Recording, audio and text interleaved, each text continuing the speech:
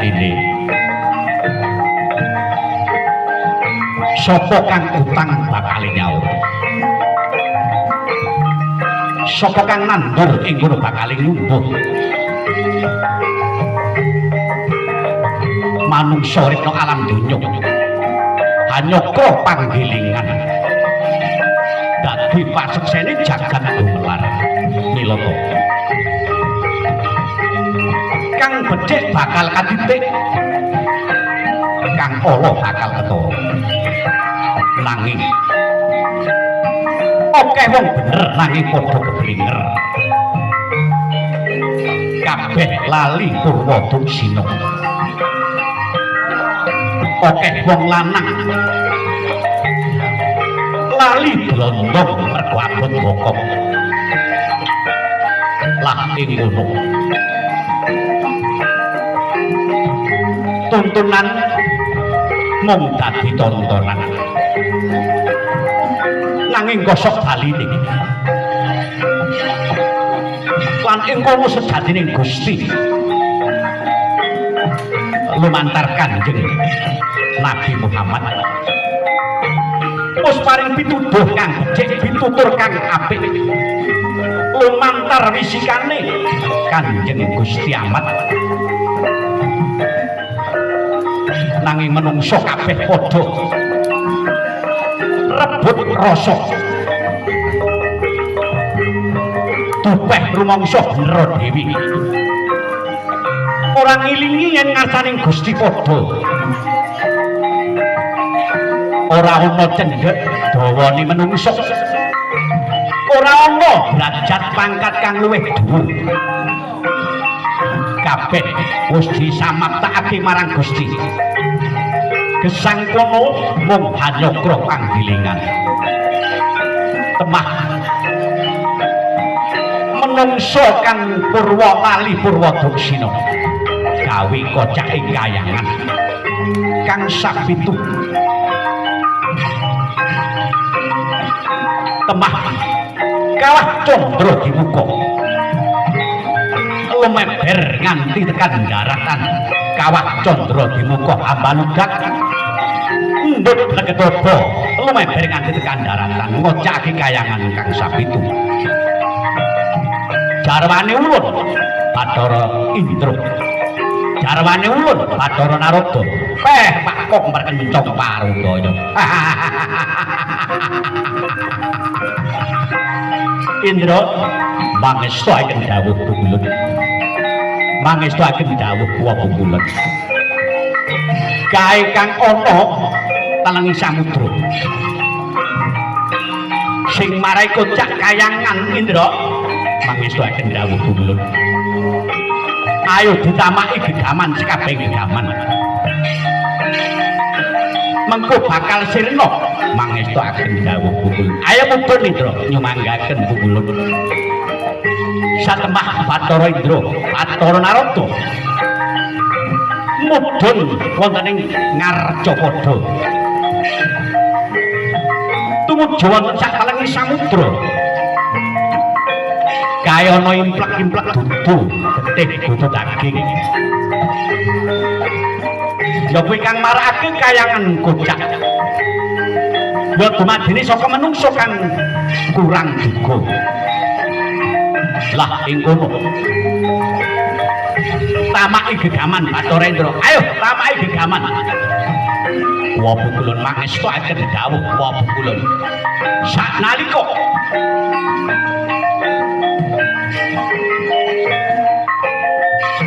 gendir samandiman senjata pulanggeni pasung pati sadatan rosadu dan mutak kang kadim senjata kunta baswara mudhun saka kayangan ya kuwi gaman utawa pusaka saka Garwane Kanjeng Ibu nalika lair procot ora nggawa sandang pangananging nggawa senjata rolas kabeh saka wae kakad dunungan kasinungan senjata rolas kabeh cacahe ing kono kalebu pingitaning Gusti utawa kalebu manungsa kang dipingit dening Gusti kang Maha Wingkang saknalika ajur lebur nanging punika ingkang implek-implek dudu darah dudu daging boten sirna marga ayu nanging malah dumadi menungso kang gedhe anggegirisi temah gawe gegering ngarcapada ladala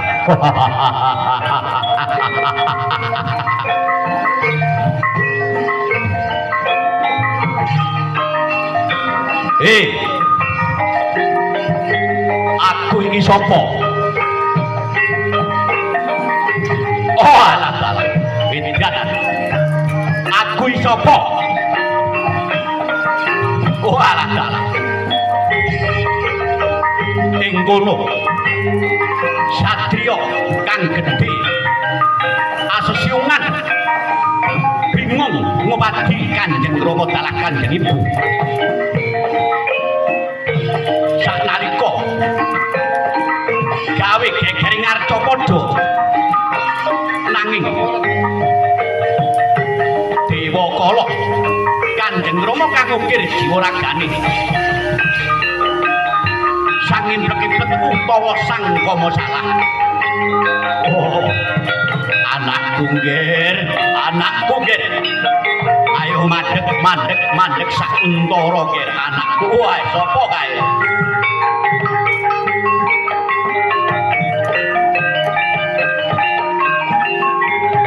wah jagat dewa Bathara ger anakku ger mandeg sak untara alah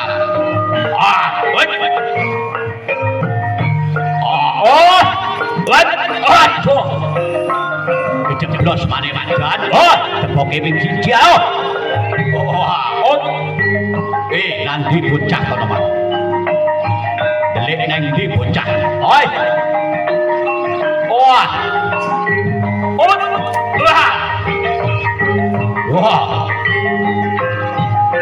ger mandeg kok kene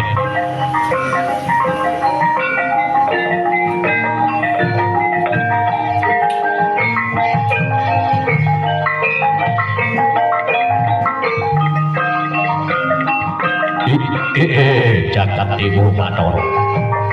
mandeg Sakuntara jagat dewa Bathara sapa kang ana ngarepku nggih Sabar Sakuntara ya kene aku krungu tetangisan munggonmu turut dalan nggih kowe goleki sapa kang ukir jiwa ragamu goleki wong atuamu ya nggih wah edan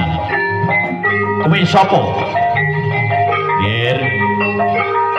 ora ana siji loro ya aku wong tuamu ya aku kang ukir jiwa ragamu nggih wah wiwit nalika aku tekan jagat witan nganti kulon miwiti saka Windwadi nganti Windukuntara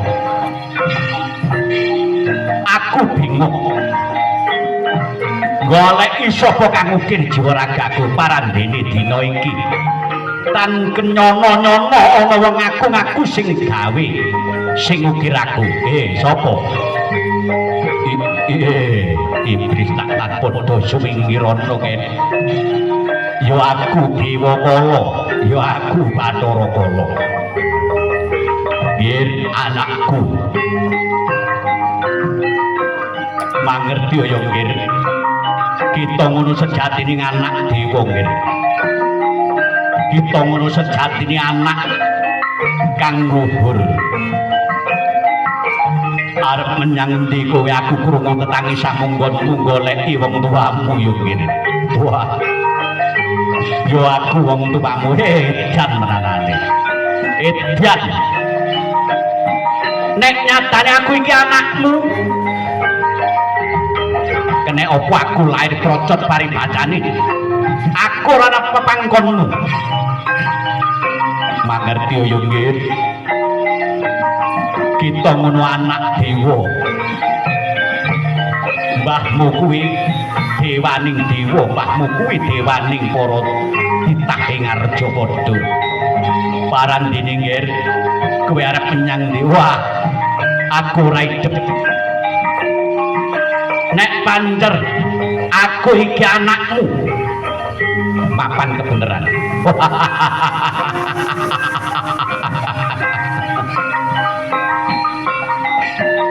bapakku aku ora idep kowe dewa aku ora idep kowe sapa nek pancen aku iki anakmu gene aku ora ngerti sadurunge lan aku iki rong tau dicadhong pangan wah yer anakku manut ya ngene aku kudu manut kepiye pancen jeneng sira kita ngono nggih lumrahe dudu menungsa lumrah ning kita ngono sejatine ya menungsa nanging anak dewa ya nggih nanging anak dewa sesiungan kaya aku uga nalika semono aku duwe siung dipokah karo wong tuaku ya kuwi Jagat Dirinata ya kuwi Bathara Guru siungku loro dicepot karo wong tuaku mergo aku watak rangah-rangah nggih banjur ing kono siungku dadi pusaka loro sing siji rungokno ya nggih siungku dadi pusaka Kyai Kalanaga sing siji siungku dadi pusaka Keris Pulanggeni pusaka kuwi ampuh nggih nanging ora kanggo dewa kala pusaka ngono ora kanggo kita nggih pusaka kuwi kanggo satraning negara tanah Purajawa pusaka kuwi kanggo satriya kang nindakake bebener nggih ora kanggo kita mula aku cerita sing kaya mangkono kuwi nggih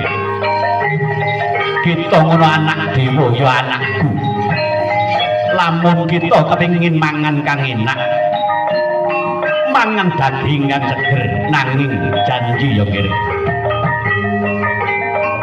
gawa pusaka kuwi mesti oleh pangan nanging janji wong kang nandhang Sukerto ya nggih anakku kowe ladalah nggih kala ngerti gini ya aku ngerti aku oleh pangan ning aku kudu nyekel pusaka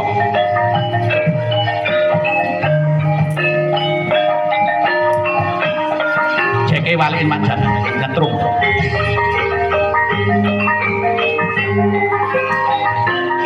rumakno ya kiri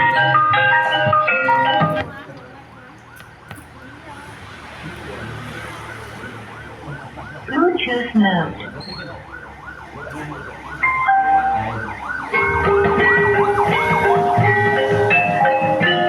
Nanging pusaka kuwi ra kena kanggo sapadha-padha manungsa ya nggih kejaba wong kang nandhang Sukerto ya bapak guruku wong kang nandhang Sukerto kuwi sapa wong kang nandhang Sukerto kuwi kaya ngapa wah edian nggih rumangsa ya nggih lek ana wong duwe anak siji kuwi diarani untang-anting kuwi kena diarani wong kang nandhang Sukerto nggih sing nomor loro yen ana wong duwe anak loro lanang wedok ya kuwi diarani Kedana Kedini nggih lan sing nomor 3 yen ana wong kang duwe anak 3 lanang wadon lanang lan sak banine kosok baline nggih iku wong kang nandhang Sukerto ya nggih iku kena godonen nanging janji ya nggih anakku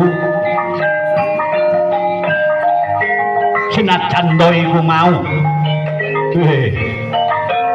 wong nandhang Sukerto Senajan iku mau mung urip ijen tanpa ruwat. Nanging yen wis adus sendang pangruwatan, aja pisan-pisan kok ganggu gawe yo ngene. Senajan to kita ngono wis nyekel senjata pulang geni. Kyai Kolonada nanging aja pisan wani marang wong kang mari adus sendang pangruwatan sebab wong adus sendang pangruwatan ngono nggih mari nampa Rajah Kalacakra kita bakal sirna ya ngene anakku kala muda waduh wedan ngekeki pangan nanging ana wewaleri apa gunane aku urip nang alam donya yen aku seprene iki ra iso oleh pangan bapak guruku sejatine aku wis ngerti babagan kuwi nanging bapak guruku saben-saben aku arep oleh pangan mesti ditampel karo ya kuwi dalang sejati dalang Kandabana. Wah nggih anakku aja tekan semono ya nggih kita ngono anak dewa nggih anak kang luhur mula aku wis matur marang kita ya nggih sapa wae najan Sukerta nek wis adus sendang pangruwatan aja nganti kok gudo ya nggih sebab iku mari adus sendang pangruwatan saka dalang sejati. Wah bapak guruku yen kaya ngono banjur aku kapan oleh pangan nggih saiki kita tak menangake mlaku ngalor ngulon kae nggih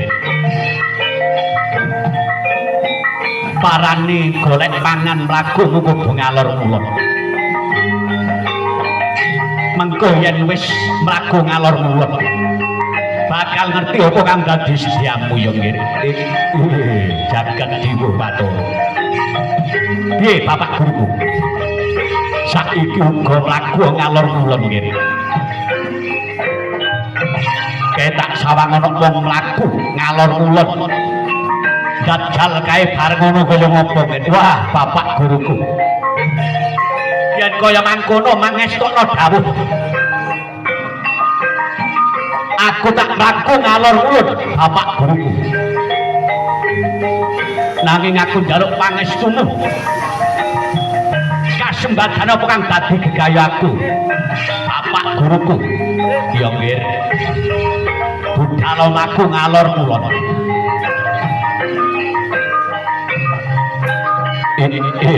jagat dewa Bathara ger anakku kala mudhun muga enggal eling sebab urip nang alam donya iki ana kang nata ya nggih aja nganti nerak wewalering Gusti aja ngelak angger-anggering gurung